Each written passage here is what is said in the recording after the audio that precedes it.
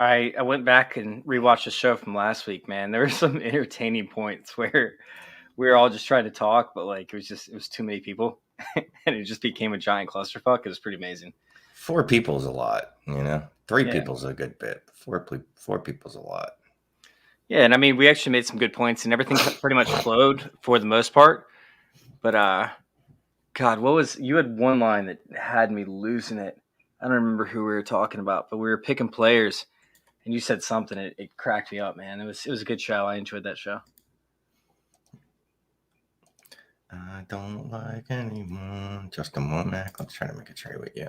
I lost the game last night, by the way, by 0.1. Did you? 0.1.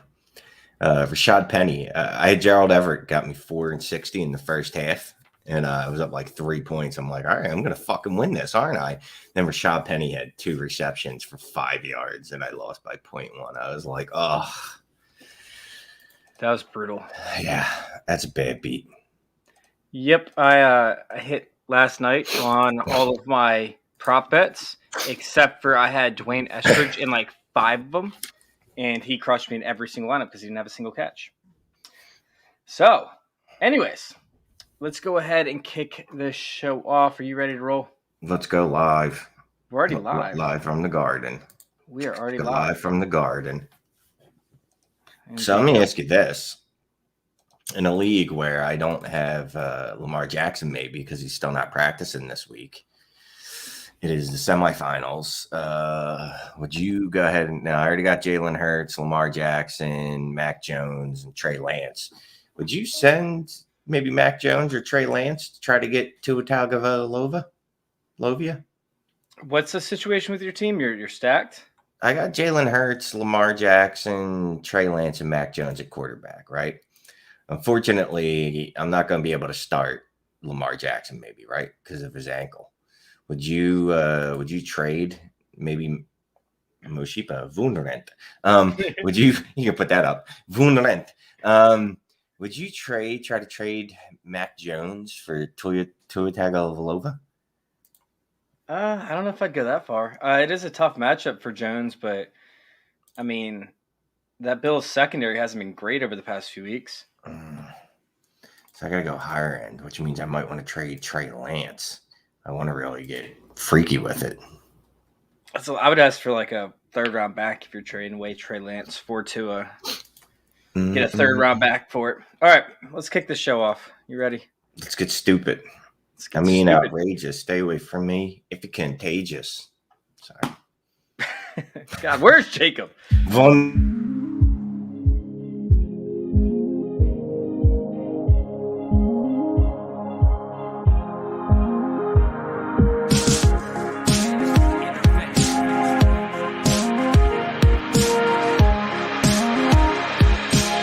This is Fantasy Intervention.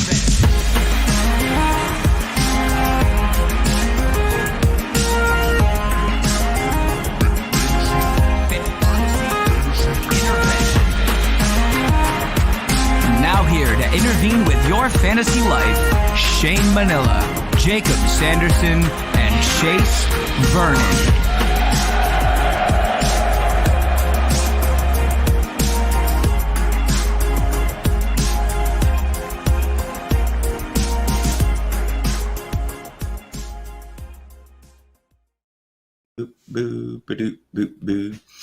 What's going on, Freddie? Welcome on into Fantasy Intervention.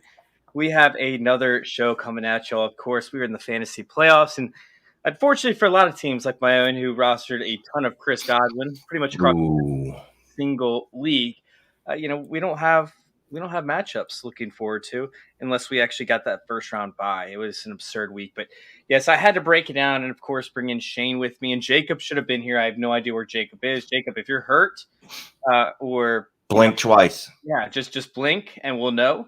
And if someone sees if anyone sees a little Canadian boy, blonde hair, I believe he has blue eyes, handsome little devil, if you see him wandering Lake Manitoba, please find him and bring him home. He's not little either. He's like 6'6" or something. Yeah, that's true. He is 7'9". But again, that's in kilometers, and I don't know how that works in real math. Yeah, I don't think it's actual inches. It's kilometers. Yeah. That makes sense. All right. So we do have some questions that we'll be answering for y'all. Of course, we will be having a little review from what happened last week, very briefly, nothing too crazy. So let's jump into that one first. And yeah, it was a little bit of a weird week. Shane actually took the championship, or I should say the weekly prize, even though there is no prize, of leading the team with 4 points. Jacob and myself actually had 3. However, Shane, did you know that you're 1 point, 2 points away at 2 different positions from completely dominating the entire thing? Yeah, I had a good week. I know I did. But that's how it goes, right? That's fantasy football. 2 points. That's the difference between being smart and being an idiot. We were just going over my one league where I lost by 0.1 in the playoffs. And I can clearly see I should have played Justin Herbert against the Chiefs rather than Kyler Murray against the Detroit, one of the worst teams that's ever existed, Lions. And I would have won easy. So such is life, right? It was an absurd week. I mean, I'm going to dive into it a little bit later with some Byron Murphy content talking about that absurd Arizona Cardinals game. But yeah, it was a little bit weird. But let's hop into the first segment that we have after the recap, and let's talk a little bit about the dump-off containment efficiency score, which actually hit at a very high rate this past weekend. If you guys want to know what the dump-off containment efficiency score is, it's the dose score, excuse me. It's the dump-off containment efficiency score, where we grade running backs based off of or defenses based off their ability to contain pass-catching running backs. Whew, I'm going to need a beer here in a second. So, yeah, we had Carolina go up against Singletary, shut them down. The Dallas Cowboys, they took out Barkley and Booker. They only had 9.2 points in the air to those pass-catching running backs. I mean, the Texans game with Robinson. Robinson had a good game, but he didn't do it in the air. He only got 4.3 points in a game that they were losing in the air. So the dump-off containment efficiency score has been working. And if you guys need an edge for your fantasy playoffs, go check it out over there at fantasyintervention.com/DOCE. Once again, that's fantasyintervention.com/DOCE. That'll give you a little bit of leverage when it comes to the players that you can actually, roll out there, the running backs you can roll out there when it comes to their pass-catching abilities. So, Shane, we got questions. We got Rudy in the chat, right? So, what up, guys? What up? And he wants to know. He has Allen as quarterback, Chubb, Mixon, DK Metcalf, Kupp, and Everett as his tight end. I don't know who to flex. I mean, out of how many? He has Antonio Brown, Amon St. Ra, or Amon-Ra St. Brown. That threw me off. And then Damian Harris. So, I mean, for me, Antonio Brown is a lock this week, right? Like, we have now Mike Evans out, Leonard Fournette out, Chris Godwin out. Antonio Brown is coming in completely healthy, like no issues whatsoever. Assuming he actually practices, because he didn't practice this afternoon early. Oh, he did not. I missed that practice notification, but I believe that he will play this week. At least that's what the reports have led me to believe. So let's just hypothetically say that Antonio Brown does play. Is he above Amon-Ra St. Brown? Is he above Damian Harris? Where do you have these three kind of ranked? He's definitely above Damian Harris. And I got to be honest with you, the way that DK's not seeing targets, DK might get benched, and I might play Amon-Ra St. Brown over him and play AB, to be quite honest with you. Because apparently Russell Wilson is really not happy with DK Metcalf for whatever reason. He just does not want to throw him the ball, which again, for me, it was great because I went into another playoff game last night where I was up not by a lot, and dude had a Russell DK stack against me, and he did not pull it out. So yeah, but now I'm probably going on around St. Brown over DK. Yeah, I could actually believe in that 100% as well. I mean, it's not like they have just a cakewalk matchup. I mean, for the Seahawks this year, no matchup has been, very much a cake or a cakewalk, I should say. It's a little bit interesting with the Bears because their secondary has been porous, but I don't know that the Bears are going to be able to put up points on the Seahawks, which means that you're not going to need DK Metcalf to perform. So I would actually consider benching DK for Amon-Ra St. Brown and rolling out Antonio Brown as your flex option, or however you want to approach that. Yep. So I agree with you. All right. We have, let's see, did Jacob respond? No, he did not respond. I hope he's all right. Let's see. We have, it's Roan Jersey. What's up, buddy? He has Gabriel Day. Wait, did I miss? Oh, I missed something. I'm sorry. So we have running back Donta Foreman, excuse me, or Scary Terry in the flex, 2.5 PPR. He's in the semis, of course. So which one are you doing for the flex position? Because Terry McLaurin up against the Cowboys is not going to be, an easy matchup. He was shut down the last time they played. Trayvon Diggs was all over him. And then Taylor Heineke pretty much got him killed about halfway through the game. So, Scary Terry is not a lock for me in any way, shape, or form. I think that Donta Foreman. Yeah, that's what I was going to say. Foreman's getting bell cow carries. It's hard not to start him. A running back that's getting 15 to 20 touches a game, that's what you want. That's the dream. And I know that San Francisco isn't the best matchup that you dream of every single day, but at the same time, I think that it's something where they can beat him, and Antonio Brown should help take some of that pressure off, of the running game itself, which could help for increased efficiency. I like Donta Foreman moving forward. I think that he's an excellent play. And I guess it's a little bit tougher though, because it is 2.5 PPR, right? Yeah. That's a massive jump. And Donta Foreman, I think he caught some passes this past week, but he's not catching passes on a week-to-week basis. Not like that. Let's just do simple math. I'm not good at simple math. So what, 4 receptions gets you 10 points? Yeah. And Terry McLaurin could get that very easily. He almost had that in the first game, but he couldn't come down with any of the balls he was targeted with, and he only played half the game. So I think he saw 4 targets in that one. I'm going to change. I like Donta Foreman. I do.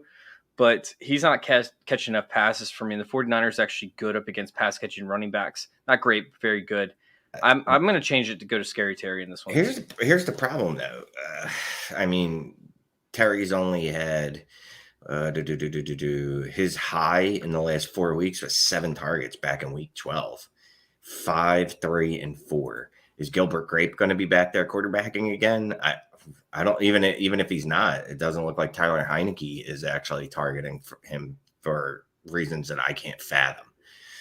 2.5 though, Jesus, it's hard to sit the wide receiver at that. As much as I want to start Foreman, I can't just because of the format. Yeah, I'm gonna go with Scary Terry in this one just to think that he's going to actually get those points. We have Jacob. Jacob, welcome on in, man. Man, so I text them earlier. I'm like, hey, any chance we can move this up to 5 Pacific time? And Shane's like, yeah, we'll see. And then never responds. So I'm like, okay, I guess we're gonna roll with 6. And then sure enough, I get a text like, where are you at? I'm like, what in the world? Like, oh, we're on. So somehow they had a telepathic conversation without me. I guess that's because they're both members of the greatest generation. So they think on the same wavelength. And actually, probably what it was is that since they didn't talk about the time change in our Twitter group chat, they probably sent telegraphs back and forth. So that's probably where we're at. I'm sorry, also, man. Yeah, I didn't realize you weren't. Then I try to come in, and my entire Twitter won't load. So I'm like, whatever. So I'm currently joining on my iPhone. My Twitter just loaded. So at some point when Chase is yammering on about sitting there and looking at things, I'll actually join by my computer. I'll take it. Well, what was the question? Foreman or who? Foreman or we have Scary Terry. Yeah, 2.5 PPR. Scary is a good word for Terry these days. He is scary to put him in your line. Dallas, Trayvon Diggs shut him down last time, but we're talking about 2.5 points per reception. We're both with Scary Terry. I'm with Scary Terry. Also, we have these beautiful drinks here because my roommates and I are doing this cocktail hour tonight. You can't really see it here, but I would love to I'll try and get an overhead view so you can see this beautiful nutmeg action. Look at that. That's a lot of nutmeg. There it is. Yeah, that's for the gram, as the kids say. I don't know what you're talking about. Yeah, what's the gram? All right, let's go ahead and hop on. I thought that was a cocktail form. So let's go into some of these news updates. We got hit by COVID again this week so far. I believe it was Brandon Cooks, I think, is on COVID. So we're going to have to deal with a few more issues as we move forward. Obviously, COVID doesn't stop just because the week is over. We're still going to get problems going into the semifinals. So is there any 38 players on the list today? Something like that? something ridiculous, and they all tested positive. Oh, and we got 2 Jacobs. Well, that's frightening. Yeah, it is. All right. Yeah, it's an absolute absurd amount of COVID's hitting once again. So is there anybody that really stands out that worries you? Like Davis Mills, for example, has been reliant on Brandon Cooks. As Shane put it last week, he's been his, what was his pacifier? His binky. Binky. Binky. Davis Mills. That's what I was laughing about. So no, that's something as to where we need to keep an eye on Davis Mills. Or do you all think that Davis Mills is still somewhat playable in some of these matchups without Brandon Cooks? No. Was Davis Mills playable with Brandon Cooks? He was playable last week. He was. He's been a little better than I expected, but I also expected him to be one of the worst quarterbacks I've ever seen in my life. So, Surprise. Yeah, without Brandon Cooks, I mean, sure, he's playable, but is a low-end QB too. So, and the Chargers have been absolutely horrific. Okay. They've been so bad up against the quarterbacks the past 3 or 4 weeks, though. I mean, it's been like atrociously bad. Something that is worth looking into moving towards the tail end of the season, that you can actually play against the Chargers. Because early in the season, you didn't want to play quarterbacks up against the Chargers. They were dominating. So it is something to keep an eye out for moving forward. I believe the Chargers have allowed the most passing yards over the past 3 weeks of the season. Well, that's a little bit skewed because actually no passer passed in the 300s this week. Patrick Mahomes threw for over 400 against the Chargers, and no one between 300 and 400. So he got over 100 yards more than the next closest quarterback, who was Mac Jones at 299. Mac Jones. Well, it's not come on, 299 is still right there. He's still right there. So no, that's not how it works. 400. You either hit the number or you don't. Yeah. Have you ever heard of a threshold stat? Oh my God! You ever heard of cherry picking? All right, so real quick, I want to go back. Shout out to Dave. What's up, Dave? He said, "What's up, gents? DTHQ." That's right. Is that Husker? Yeah. Okay, cool. No, that's Dave, isn't it? Oh, there's Husker. Husker's in with a question. Oh, he has a question now. Wait, Husker has a question? Husker has a question. Oh, Dave's in here. Sutton, Galladay, Dave's in here. Oh, there's multiple Daves. God, we got no. Husker is Dustin. You jabronis. No, I wasn't. All right. Anyway. All right. So, do you guys have any other big news items that you'll want to bring up? Anything that really hit home? Everybody has COVID, so just watch the news. Just please, please, Tyreek. I just want to send you good vibes, man. I want you back in my lineups. If anyone ever deserved COVID, it's Tyreek Hill. No, it's Cole Beasley. Oh my God! All right, so Cole Beasley's been begging for COVID the entire year. I think Shane is referencing a different. I'm just referencing what he's referencing. Tyreek Hill's a terrible human being. Yeah. Yeah. So all right, we have Gabriel Davis. I want his fantasy points. Oh my God! All right, Gabriel Davis or Terry McLaurin to fill the last wide receiver spot. Davis. Well, in this case, he doesn't actually roster Terry McLaurin. He rosters Terry McLaurin. So I don't know who this wide receiver is with an EN, but I would assume Gabe Davis. Ralph Lauren's cousin. So yeah, Gabe Davis. I would go with Gabe Davis, and I'm going to have a cornerback matchup take. So get ready for this one, Chase. With Trayvon Diggs? No. Well, yeah, that for McLaurin, but specifically in this game against New England, we're going to have a situation where Stephon Diggs likely to draw J.C. Jackson. J.C. Jackson is the lowest completion percentage allowed in the entire NFL this year. Woo! And then we don't know if they're going to have Beasley. We don't know if they're going to have Sanders. And so if Diggs is getting the J.C. treatment and you got other 2 wide receivers for Buffalo are out or injured, Gabe Davis could potentially lead this team in targets. Yeah, I'm very, very high on Gabe Davis for this week. I strongly assume that Cole Beasley will not be playing because I don't believe he believes in vaccinations. And there's a great chance that Sanders is not going to be playing. So yeah, Sanders is practicing for what it's worth. But no, someone needs to go kick him in his knee. All right, so we have Sonny Michel, Chase Edmonds, AJ Dillon. Which one are we starting out of these 3? A.J. Dillon, I know, has an advantageous matchup. Chase Edmonds saw a limited amount of snaps in what was a complete surprise of a game this past week. And then Sonny Michel, didn't really do anything with his workload on Tuesday night or last night. So he was an RB1 this week. Dude, he had 93 rushing yards. Wait, what was I reading? I don't know. But he had 93. Was it Henderson? Henderson did nothing. No, maybe it was Henderson. It was probably Henderson. Yeah, Henderson. Yeah, Henderson. Yeah, Michelle. Michelle was the bell cow. I want to say Dylan, but the problem is that Dylan for some reason has slid back into the RB2 role in Green Bay instead of the RB1A or 1B like he was for the previous few weeks. Which, look, Matt LaFleur works in strange and mysterious ways. You don't know what he's going to do with that backfield. I mean, if we're going on talent, yeah, it's AJ Dillon. It's not Chase Edmonds unless Connor can't go and he's banged up. Jesus, I think I have to go Sony Michael. That doesn't feel right. Yeah, I mean, I've been beating the Sony drum for a month now, and I think you can confidently roll out Sony Michel. Dylan, the Green Bay backfield is tough because they just don't run enough plays to support two different running backs. They play at the slowest pace in the NFL. No, it's true. Were you? No. Your eyes at a pace. No. I was watching the game.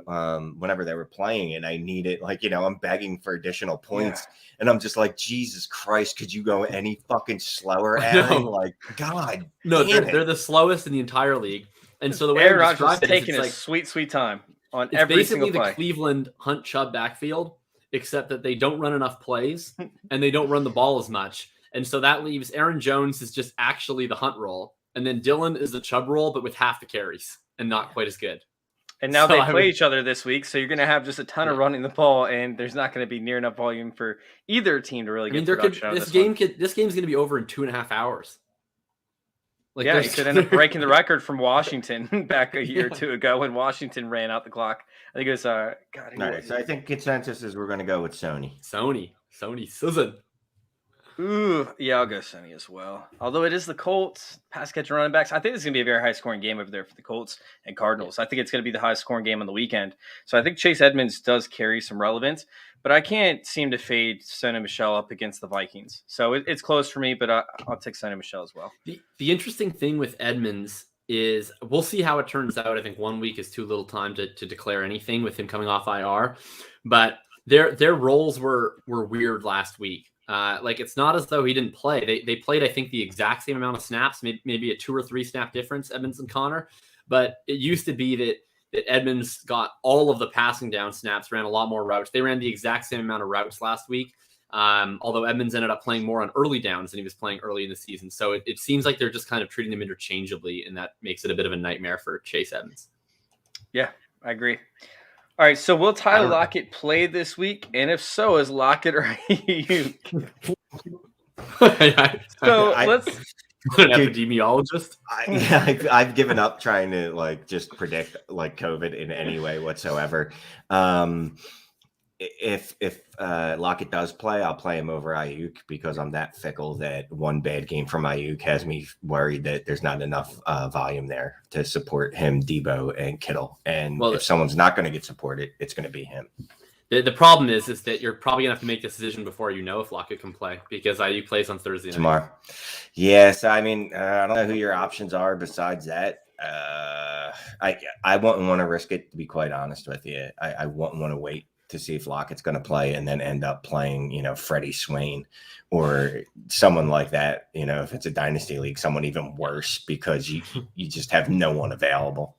Yeah, this is one where it really depends on the league format to me. If it's a dynasty league, like Shane said, you probably don't have anybody better on your bench or on the waiver wire. So you're probably got to roll out Ayuk. Whereas if this is a redraft league, you can probably find guys off the waivers tonight that are similar quality of play to Brandon Ayuk, and I think you can wait for Tyler Lockett, and then if not, maybe you can get a Justin Jackson.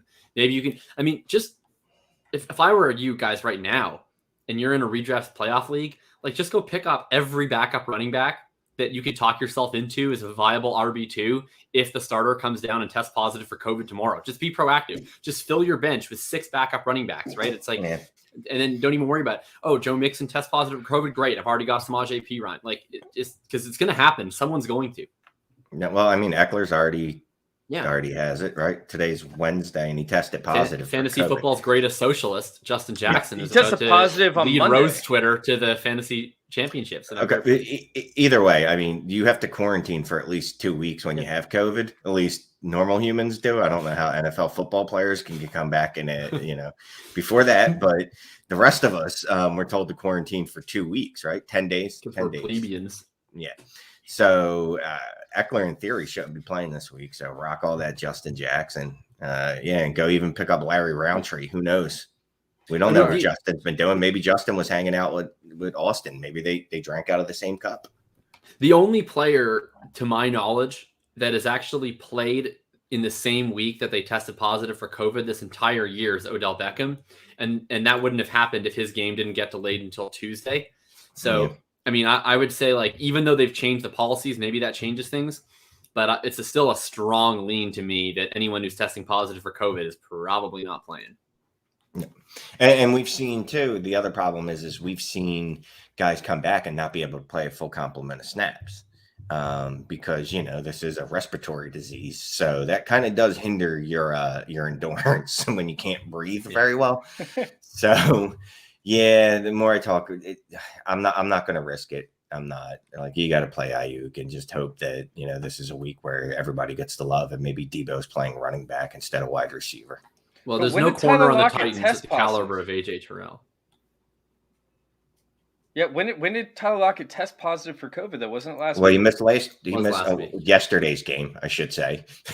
Yeah, but we've seen it spread 2 weeks, right? Like Jamal Williams missed 2 weeks on a COVID test. Yeah, Jamal Williams. Darrell Henderson would have if the game didn't get moved. Yeah. Yeah. Okay. I can see that. All right. So let's hop on to our segment where we pick quarterbacks and tight ends outside the top 15. We pick running backs and wide receivers outside the top 20. We believe that these players will finish inside the top 12 at their position. Last week we did pretty well overall. Like I said, Shane took home the weekly title belt. Meanwhile, Jacob and I tied with 3 points right behind him. So we're going to start out with the quarterback position. I'll give you guys some time to breathe because I got a little bit of a loaded one over here with Carson Wentz. You got balls, my friend. Let me just say that. That's my boy. It's tough, man. Let's go. It's tough because Carson Wentz is somebody Jonathan Taylor, by the way. Get out of here.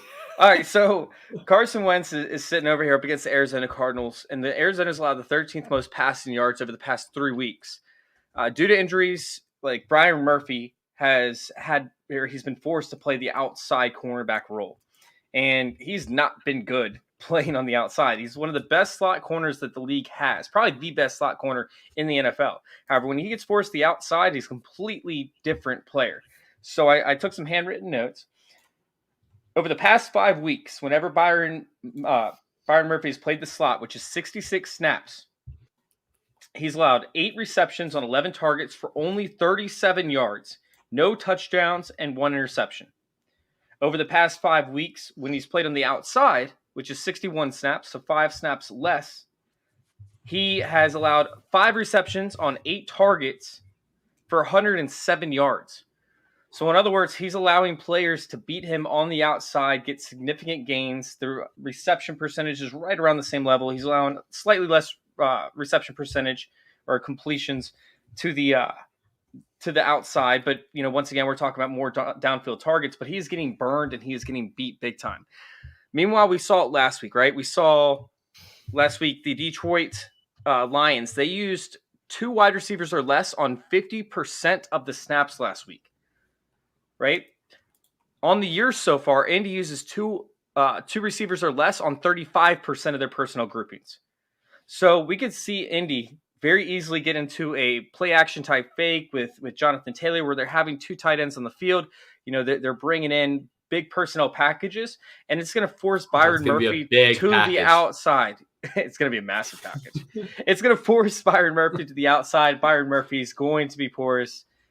He's going to allow some catches to happen, some big plays to happen, which is why I'm tying my wide receiver to it as well.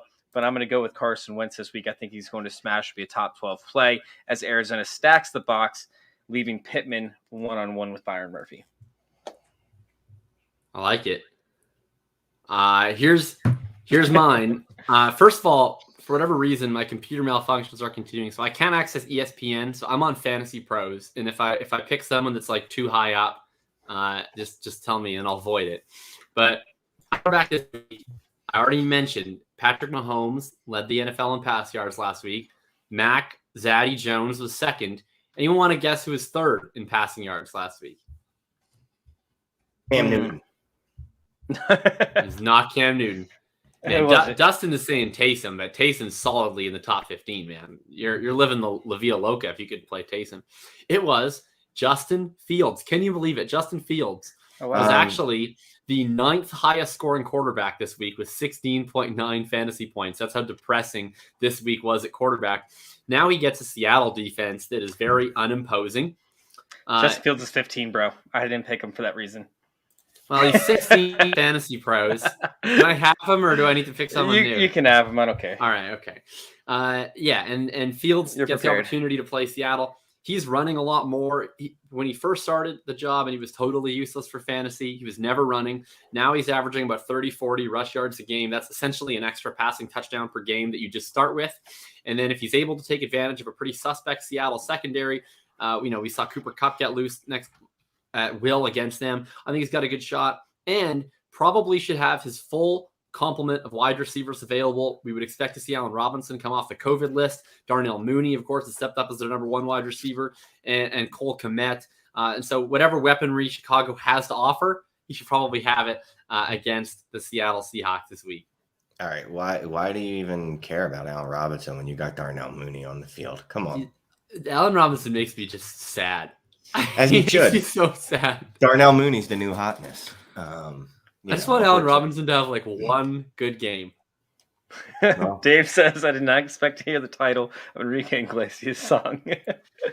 I don't like any of these options, and I'm just gonna go and throw out. Pick Lawrence, man. He's got the. I'm gonna go Trevor Lawrence because if he can perform against the Jets, then we are really in panic mode. You know. Well, did you see Darrell Bevel call a run on 3rd and 10 on the first drive last week? I didn't, but that sounds about right.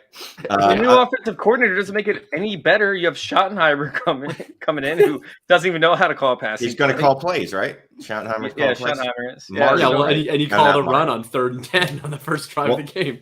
Won't be Marty. That play call would make more sense if it was Marty Schottenheimer calling the plays. But no, it's Brian. It's Brian who had only 3 quarterbacks in his entire 12 years of calling plays go over 4,000 passing yards. That's one more than the Bears have had in the history of their franchise. I'm going Trevor, and it's literally because the lack of options in the second half. I mean, I'd like to hit my boy Tua up, but he's going against New Orleans, who is also a clock bleeding, just pain show of football. So I'll go ahead and go with Trevor, because at least the Jets are fun, right? Like there's going to be lots of turnovers on both sides. Yeah. It's like Zach Wilson gets you the ball in the red zone. So we got The other short fields. Yeah, with short fields, Trevor Lawrence can maybe, I don't know, do something that he hasn't typically done this year and throw a fucking touchdown. Will we get Laviska Shenault's first touchdown of the year? No. That's getting greedy. I think there's a better chance that Lawrence runs for a touchdown than passes for a touchdown this week. So let's go ahead and hop on to another question over here in the chat. Big shout out to Fantasy Football Discussion for joining us. Y'all on YouTube are keeping us busy. Shout out to Dustin and Dave as well. All right. Kelsey is on COVID as of today. Austin Eckler, will he play? We don't have any idea. Russell Wilson and Ryan Tannehill as quarterback 2 in Superflex League. I also have Tyler Huntley in case Lamar can't go. Over Ryan Tannehill and Russell Wilson? Have you seen Huntley, Russell Wilson? season. Russell Wilson, look, I'm not taking extra glee in this because I've trashed Russell Wilson for a long time because he's a half-season quarterback. And yes, I know what I'm saying. Everyone's like, oh, it could be 6 on the year. And I'm like, yeah, but that's because half of his year was fucking fire and the other half looked like he pooped himself. But Tyler Huntley, look, he's got the rushing upside, right? He's like a baby Lamar. He doesn't have Lamar's arm. Might be a little more accurate. And he's smart enough to limit his receiving options to Mark Andrews, Marquise Brown. Like that's it. Like there's no reason to Devin Duvernay and Sammy Watkins and whoever's like, oh, fuck that. I got 2 really good guys throwing to them and he can run. So I'm going Huntley, dude. The craziest part is that he used Andrews as the deep threat, and then Marquise Hollywood Deontay Johnson had like 14 targets for 10 catches and 43 yards, which is a stat line I never thought we'd see out of Marquise Brown. It was. You're like, I'm sorry. If you see that before, you're like, he had how many targets? Oh yeah. He must have had 230 yards receiving, easy. 14, 10, 43. That's like rookie year Jarvis. Yeah, That's wild. I would go with Huntley also. It's not that hard, folks. If the quarterback runs a lot, then you start them. If it's Taysom Hill, Jalen Hurts, Lamar, like Huntley, like you just start these guys. Like I don't know why he wasn't more owned at DFS. I don't know why people were asking me start sits with Huntley all last week, and my answer to every single one of them was Tyler Huntley. Yeah, that was a little bit out of character though for the Packers. I mean, I know he's running and stuff, but man, that's tough. I mean, I don't think that AJ Brown is going to come back like full steam ahead. Let's go throw him out there. So I think that Ryan Tannehill will still struggle a little bit. I know the 49ers have been very terrible up against wide receivers as of late. Their secondary is completely just obliterated. So I would love for Tannehill to go off this week. I don't think it's going to happen. So I'm going to go Tyler Huntley as well. Yeah, because I don't see Nick Westbrook-Ikeen going crazy on them or Chester Rogers. So no. You never know. The one nice thing, I don't know why I have all these cornerback takes today. I don't know who I am anymore, but the 49ers are down 2 starting cornerbacks, which means A.J. Brown should be able to run all of his routes against Bembry or Josh Norman, both of whom are quite bad. So they're both he'll have plenty of opportunities. I would go with Tannehill over Wilson if Lamar plays because Russell Wilson looks mummified. Agreed. Tannehill for sure. All right, let's go with Huskers question. Standard PPR. No, we're not talking about McCole Hardman anymore. Sutton Galladay or Hardman this week. I know it's gross. Galladay's got back-to-back weeks with 8 targets. Trust the process. I want the guy getting the most targets, and that's Galladay out of these 3. Hardman's not even in consideration. Like even if Sutton and Hardman doesn't play snaps. Yeah, he's behind. I think he's like the wide receiver 5 now on that roster. So I'm going Kenny. I guess. Oh, now I see why Hardman's being brought up. I forgot that Hill and Kelsey are both on the COVID list. But yep, he might be their only wide receiver. I'm still going to go with Galladay. They got Byron Pringle, who they like more than him. Yeah, but what if Mecole Hardman gets utilized in the Tyreek Hill role? Because you can't use Pringle in that role. I'm gonna. You can't use McCole Hardman in that role either. We've seen that. They've tried that when Tyreek Hill was on probation. So they used Demarcus Robinson a ton in that role. No, we'll expect him to be in that role again. Yeah, I'm gonna say start McCole Hardman. I'm never starting McCole Hardman. Jacob was so ashamed to say that. I can't trust the quarterback situation over there for the Giants. I can't do it. Never starting McCole Hardman. You're going to start Galladay against your Eagles. Against Darius Slay. Shane, have you considered the cornerback matchup with Darius Slay? Well, Darius Slay might be busy on offense next week, so who knows? Chase knows what I'm talking about. Got his Washington football team all discombobulated. It was good. It was good. I did not enjoy it. All right. I would start Hardman, but I don't want you to at me if it goes poorly because I have a lifelong commitment to anti-Hardman stances, and I don't really want to ruin my reputation like this. Hardman has to be Tyreek Hill cannot be in. Travis Kelce cannot be in. That's the only way that I'm starting Hardman over either one of these guys. If either one are in, I'm fading Hardman out of this question completely, and I'm going to go Galladay. Darius Slay is very good cornerback. He's one of the best in the league. However, taller cornerbacks, taller wide receivers, he kind of struggles against. I'm not saying he's terrible against them, but he does tend to allow some big time catches. Owned Galladay in their first matchup. He did, but it's not something that we see consistently. Sutton is just so dead. Every Broncos wide receiver, except for Tim Patrick, apparently, is completely dead until their quarterback situation resolved. I know that there's like a narrative out there that Drew Lock will be better for Sutton, but I don't know if anyone's watched Drew Lock. Well, he was better for Sutton, but what was better for Sutton is Sutton was great early in the season when Judy wasn't there and when they had to play from behind a bunch. A bad quarterback can support one wide receiver if that wide receiver is commanding all of the volume. The problem with Denver is that they have Sutton and Judy and Patrick and Fant and Okwuegbunam and 2 running backs. They have 7 good skill position players and they don't have a good quarterback. And so nobody gets more than 20% of the targets and they throw for 180 pass yards a game and just everyone just dies. So it's just pointless. You just can't start a Bronco until they get a quarterback. It's the worst. And if you watch last season with Sutton, all of his catches were circus catches, which is great for Cortland Sutton highlight reels, but essentially he's not going to make those catch at as high of a rate as what he did back in 2020. So that concerns me as well. I mean, when you have to make every single catch be a circus catch because your quarterback's not accurate, that's a big time issue. Shane, what were you about to say? I don't know. It probably wasn't important. Let's move on. All right, let's hop on to the running back position. Can't believe I just said start McCall Hardman. I feel like I'm gonna puke. I should clip that. We have. I was thinking about switching this one up because I really don't like this, but I'm going to go with CH this week. I know I've gone with CH before, and I felt really confident. I don't know if I feel confident in this one, but the Steelers, they can't stop the run as of late. They've been absolutely atrocious against running backs. And, CH, although he doesn't see targets, he still gets work on the ground. He might see targets this week. I mean, they don't have any wide receivers. I was just about to say. Yeah, now they don't have any receivers. They don't have any pass catchers. I mean, when you're talking about, running out Mecole Hardman, which one do you feel more confident in, Mecole Hardman or CH? The answer is neither. I think that CH could see the volume this week. I think he's going to end up smashing. God, that's so gross to say in this matchup up against the Steelers. But I think he does smash. I think he has a very good week. I think the Steelers can be 19. What's up? He's running back 19. What, on the season? No, on the rankings. What? He was not earlier. Yeah, he is right now. He was at 21 for me earlier. You lying son of a bitch. Just take him. I gave you one last week, and I just allowed Jacob to have one this week, so I'm taking it for the first time. Yeah, I Jacob cheating too. Oh, you cheating. This guy's 23 on Fantasy Pros, but can you confirm that he is outside the top 20 on ESPN? I want my main man, Sony Michel. Sony is actually running back. He's 32. 32?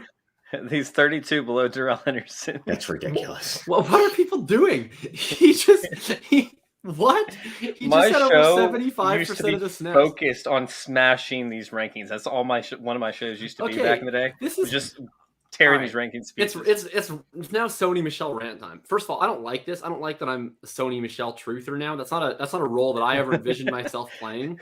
I don't like Sony Michel. As a person, he's probably great. I don't know. His name's Sony. It's fine, better than Samsung. But I don't understand what people's resistance is with Sony Michel. He came out after the Packers game, prior to the Jaguars game. Their beat reporters were like, they're going to switch lead backs. Sony Michel is going to be the lead back. And then Henderson happened to not play. Well, sorry, he was active. Sony played like 100% of the snaps. Then he played 100% of the snaps against Arizona. He was good in both games. And then all the beat reporters were like, yeah, Sony's the lead back. Jay Glazer came out and said Sony's the lead back. And Henderson had double the ownership in DFS at the same price. I didn't understand it. It was crazy pants. And now people are still ranking Henderson. Because Henderson's a lot better than Sony Michel. Well, not according to Sean McVay. Well, Sean McVay's a fucking idiot.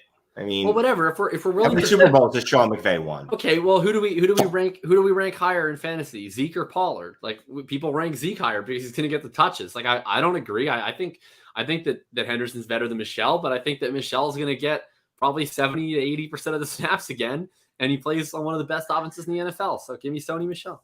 Oh my God, Dave! I know this is late, but he was talking about Byron Pringle. He said, when I see someone put Pringles on a cheesesteak, I say, hey, I can't use Pringle in that role. All right, Dave, you're on one tonight. He has a line of jokes right now. They're just getting fed in.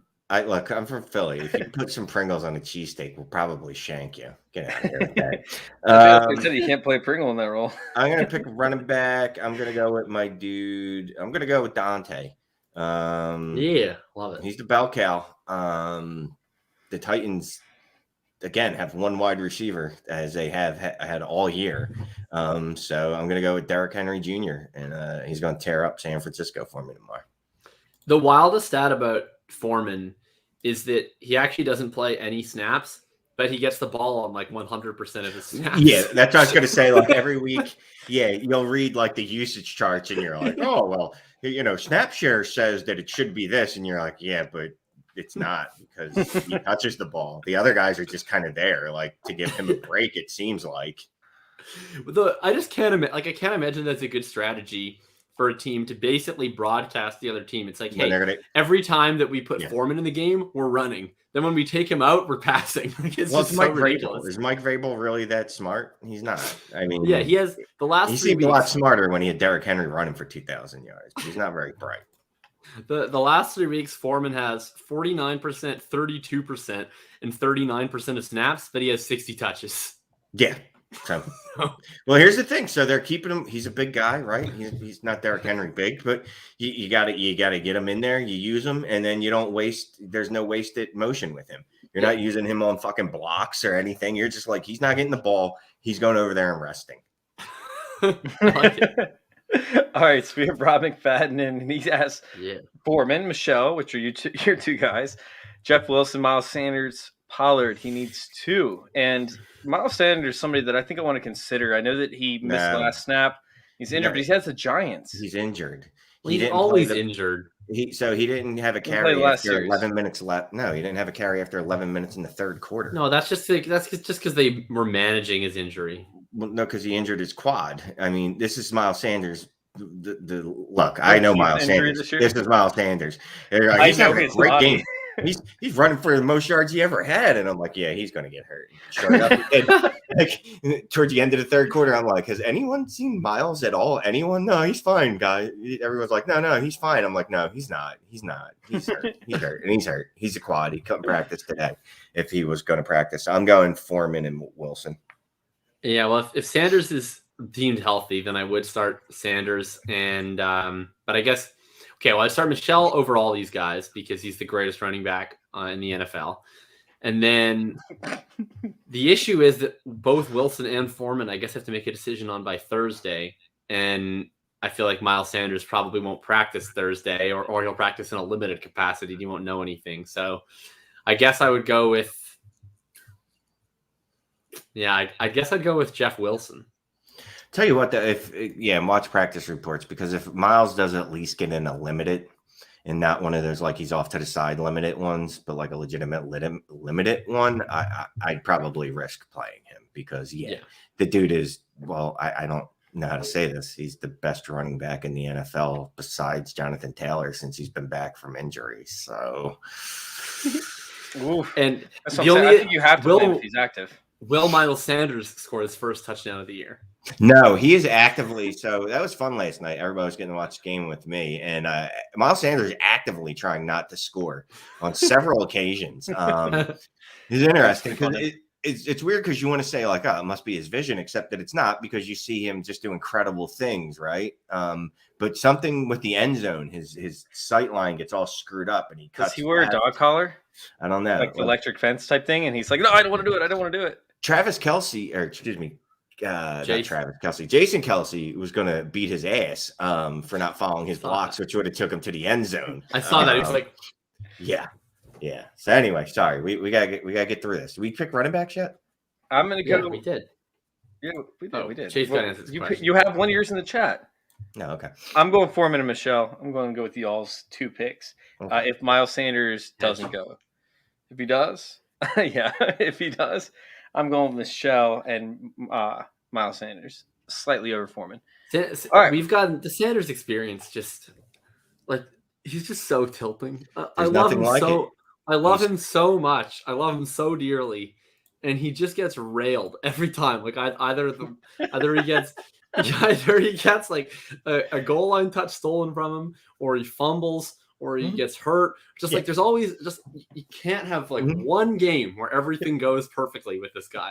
It's so frustrating. Yeah, it's every week. It's every week. Like I'm telling you, when they were talking about how good he was running last night, and this is second week in a row at 100 yards in a game. First Eagle since LaShawn McCoy. I'm like, there's no way he's finishing this game. Absolutely no way. Well, and he did the first one either. Yeah, he almost fumbled too in the game. Now it came after the snap. After the whistle, but still, coaches don't want you letting go of that ball ever. He looks fine in the post game interview. I don't know. So Tracy comes in and asks PPR. Dalvin Cook is the running back. Who for the other running back? Jeff Wilson, Foreman, or Ronald Jones? Speaking of, all right, it's like Miles Sanders' distant cousin over there, Ronald Jones. So it's kind of crazy. Shane posted this thing about Rojo. back on November 22nd. And I'm telling you, these two guys have been arguing since November 22nd. I left one comment, Impressive. so I'm Oh, tied into Rojo? this. I'm tied into this. What's Shane the and I argument are about? it's Rojo or Fournette, and which one's better. And Well, these two guys, I swear to God, they have been Fournette. going back and forth for a month every single day. I'm getting an updated comment. Wait, And it's but, just but like a neither of them single- are Shane? Like it's No, two well, people. None of us. Well, 'cause it's just two Rojo's- guys. Rojo scored a touchdown like a month ago, and I said it has begun, the Rojo takeover, or something to that effect. And then just underneath it, like people just coming at me, and then the Rojo truthers defending me, and then they started fighting with each other. And then there's like two guys that have just continued fighting with each other. Since And then- November 22nd, almost every single day. I'm not kidding. So the two guys are Matt Kelly and Davis Maddock, right? Pretty I'm much. pretty sure. No. No, because the arguments aren't intelligent at all. Like there's nothing behind the. I've subject. seen wait. Matt and Davis argue about Lennon Yeah, Rojo, and that's not yeah. intelligent at all. Yeah, I was going to say that definitely does not preclude those two from being. The only thing that precludes it is that I started the thread, and neither of them follow me. That's so great. All right, so which one are we going with here? I'm going to take Foreman. They brought in Le'Veon Bell because they need a pass catching running back. Ronald Jones is not going to be playing 3 downs and nowhere close to it. And even if he ends up messing up, right, like they could pull Ronald Jones from the game because of one stupid mistake. If he misses a block for Brady, something along those lines, like he's done for the entire game. He's getting pulled. And they're going to throw in Keyshawn Vaughn for Tom Brady to get pissed off at. And then he's going to hates get pulled. Keyshawn Vaughn more than he hates Ronald Jones. He does, but he's still going to. That's why I said it. And then Keyshawn Vaughn is going to end up getting pulled, and we're going to have to pull Le'Veon Bell. Yeah, it's going to be the quarter of left belt, every yeah. Did single you see game. how mad Brady was at Keyshawn Vaughn? Every time. Like Keyshawn Vaughn, there was the one where he threw it at Vaughn, and I don't even know what Vaughn did. He just kind of like fell over like a hippopotamus. And Brady's like, "What the fuck was that?" Like he looked like he was gonna kill him. I would go with Rojo for one reason. Number one is you got to think about why you play fantasy football, and that's just for the level of endorphins that you can't replicate any other way. And I just can't think of a more endorphin filled experience than rooting for Ronald Jones in the semifinal of your must win fantasy game. And so I say you got to roll him out there. In all seriousness, no, the Le'Veon Bell thing doesn't matter about Ronald Jones because Ronald Jones was never going to play on passing downs no matter what. There could be a natural disaster in Tampa Bay, and every running back in the state of Florida and beyond ends up dying. And they would just play without a running back on the field on 3rd down before they would play Ronald Jones on 3rd down. So that's fine, whatever. That's just because they don't want to play Vaughn on 3rd down because Vaughn had his audition and he dropped a pass and then fell over like a beached whale. So I think Rojo will be fine. They're playing Carolina. They're 10.5-point favorites. So I don't expect them to be in a lot of come from behind situations. That means we can get 70% snaps from Rojo. He'll get targets when he's out there because Brady is going to check down to the running backs relentlessly, especially without his wide receivers. I'm counting on a nice 20-point outing from league winner Ronald Jones. God, stop! Don't, Jacob. I swear to God. Yeah, Rojo season is here. I'm excited. I love Ronald Jones. I love Ronald Jones almost as much as my own kids. If he wanted to, I would take him to Hebrew school every Sunday.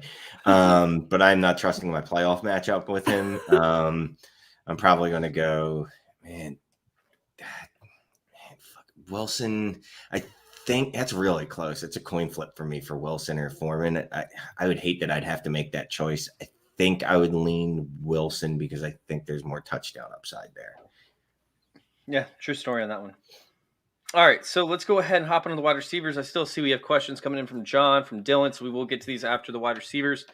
All right, let's hop over, and I'll take my first wide receiver, and that's Pittman. I already talked about it. Byron Murphy's terrible in coverage on the outside. I think they're going to force, the Cardinals to go to 2 cornerback sets and not play the nickel.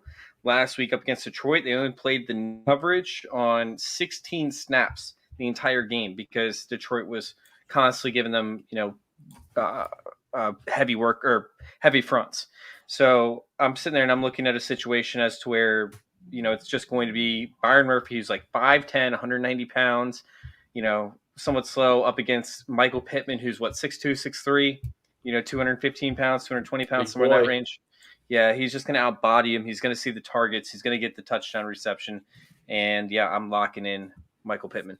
Have you baked in ejection risk into your projection? No, what? Well, he got ejected last week. I'm just saying you gotta account for that. Yeah, I missed that. No, I did You gotta not. account I for did the not. temper. I actually have to go Look at back the and look heat at that both. whole situation. Who started that?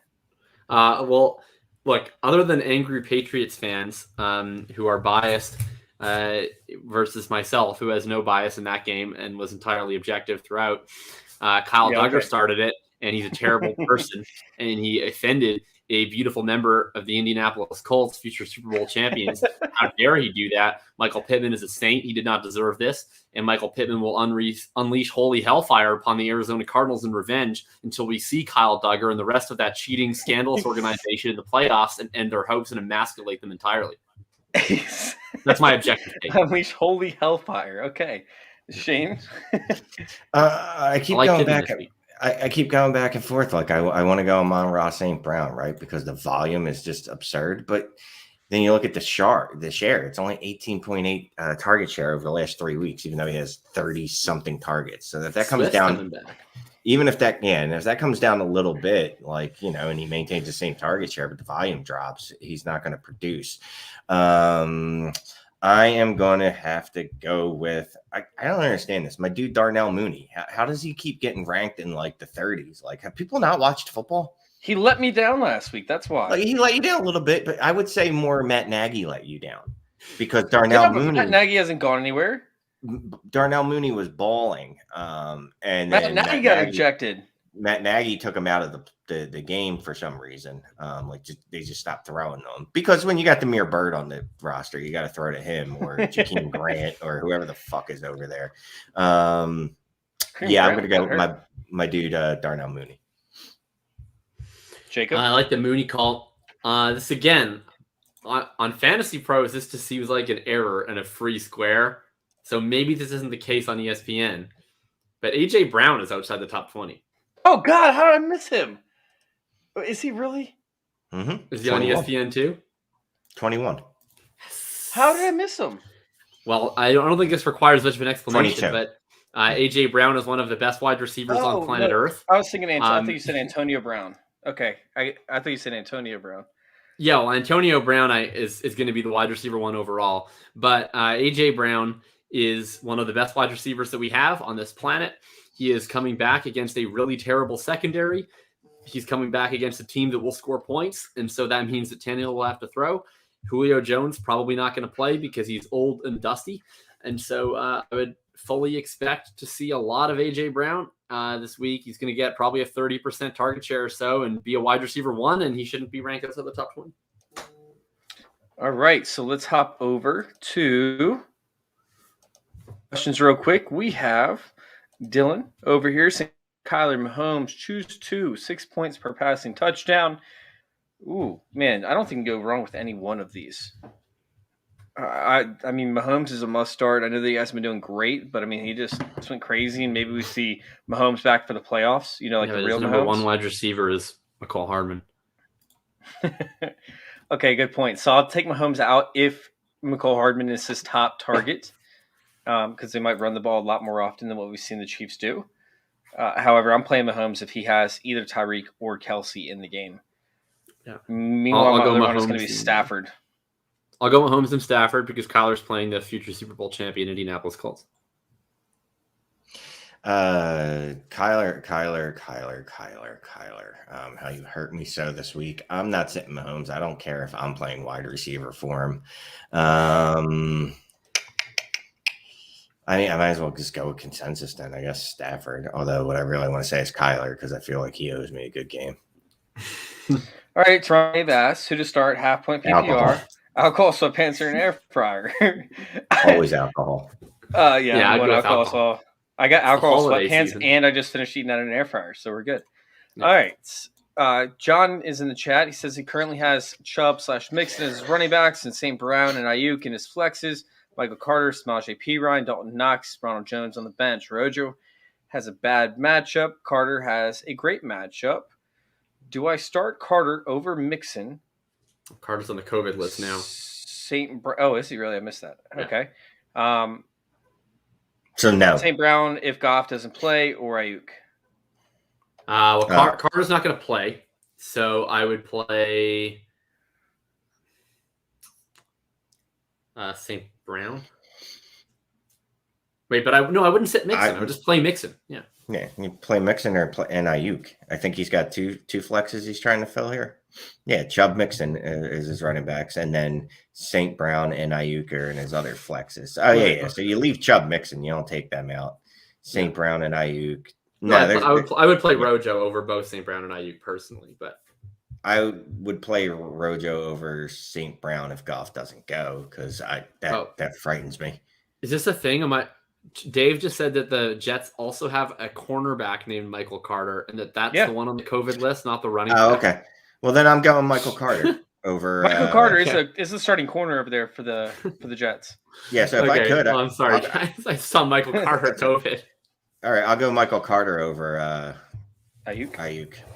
Same. Yeah, same. But I would still play Rojo over Michael Carter. All right, I'm trying to filter through the questions. I don't think we have any more. Hunter, thanks for tuning in with us every single week. Let's go ahead and hop on to the tight end position to maybe close draft out some more the beta episode. receivers, Hunter. Your wide receivers are too tall and thick. Thick boys. All right, let's hop over to let's go with the tight end. I'm going to go with Hunter Henry. The Bills have been somewhat susceptible to targets and yards allowed to the tight end position. Their secondary is kind of depleted. You know, they're going to have to take coverage off the center of the field with the injury to Tre'Davious White, and we've seen them, be more and more susceptible to the tight end position as the year's gone on. But they haven't really played any great tight ends this year. Or I'm sorry, over the past 5 or 6 games. I think they played one good tight end. So I'm loving Hunter Henry in this position. I think he absolutely get you another touchdown and finish the week as a top 5 tight end. Yeah, I don't understand how he's ranked at 18, and I'm indignant that you got the pick before me. I've sent you guys the show sheet every single week before I make that pick. That's not the point. I'm taking James O'Shaughnessy. Again? Yeah, but I'm just going to keep rolling out a Jacksonville tight end all year. I'm getting the Trevor Lawrence, James O'Shaughnessy stack. That's what you want. Yeah, whenever you can stack the Jags, you got to do it. Yeah. All right, Jacob. Especially since their cornerback Michael Carter is on the COVID list. I'm gonna go real deep for this one. This is a guy that was averaging between 6 and 7 targets per game for a month before he got injured. He got worked back at his first game back, but now his fellow tight end, the pass down tight end, has just been placed on the COVID list. And so I think Adam Troutman, ranked outside the top 30 against the Miami Dolphins, is a decent bet this week. The Dolphins bring pressure at a really high rate. That's going to force Taysom Hill to look underneath. Both Traquan Smith, Callaway are that higher A-dot option. I could see Troutman racking up 7-8 targets, which should be an every down roll this week. That was a very great take. COVID. I'm jealous. Sorry? Troutman has COVID. He has COVID too? Yeah, I'm pretty sure I saw his name on that COVID list. What? I thought I had such a good take. Oh my! You did. It was relevant. Yeah, unfortunately. Let me just check. 4 hours ago. 4 hours ago. Frickin' yeah. Okay, well now who am I gonna take? Well, whatever. Okay, now I'll just impale myself with pain and say Evan Ingram. And you can't even slide in Juwan Johnson because Juwan Johnson gave it to him. Well, yeah, I know. Well, my whole take on Troutman was about Juwan Johnson having COVID. Oh, well. Okay, well, Philly gives up a bunch of points to tight ends, and Evan Ingram sucks, but he plays tight end, and he gets the Eagles. So I'll go with Evan Ingram, and I'll get 3 catches on 7 targets for 11 yards and hate my life. That's so true. Oh, man, how pissed off was I when John Bates did not get in the end zone this past week? I would have had 2 more best ball teams advance to round 2 if they gave that to Antonio Gibson instead of Patterson. Oh, my God. Here's the thing. Antonio Gibson was hurt. Well, he got back in, so couldn't he have figured it out earlier? It's just a fucking toe. Can't run 1 yard with a toe? No, he can't. That's like Godwin when Adam Schefter was like, breaking news, Chris Godwin has an ACL. Oh, man. Anytime, it's like, I think he actually does it. I think that's the point. All right, Shane, where can we find you, man? Let's get out of here. All right, Yeah. I'm on this show, Dynasty Trades HQ, Dynasty Trades in 5 on the YouTubes, Mannequin Show on the Dynasty League Football YouTubes, writing for Dynasty League Football and for FantasyData.com. Follow me on Twitter. And Mr. Dickinson says, I feel anxious about the universe being so huge, I feel dizzy even looking up. I can relate, but, you keep it small, you keep it simple, keep it what's in front of you, because it really the size of the universe is not even something that your mind can actually comprehend. So just think of it that way and don't think about it, and you'll be fine. Yeah. Jacob, where can we find you? You can find me on Twitter, FF_RTGB. I don't have anything that's profound to say as Shane, except that I'll just share this. I got a great reply to one of my tweets just now that said COVID is the only league winner in 2021. So, all right. I just saw what you were talking about. Jesus. All right. Yeah, y'all can go check me out over there on Twitter at FF_intervention. If you guys are watching on YouTube, please hit subscribe. If you guys aren't, go to youtube.com/fantasyintervention. Hit subscribe on the page so y'all don't miss our future shows. Jacob and I will be breaking down some early DFS looks on Tuesdays now at 8 o'clock. This show is normally at 9 o'clock, so don't miss us over there. And yeah, go check us out over there at fantasyintervention.com. Thanks for tuning in, and thank you guys for letting us intervene with your fantasy football life. We're out.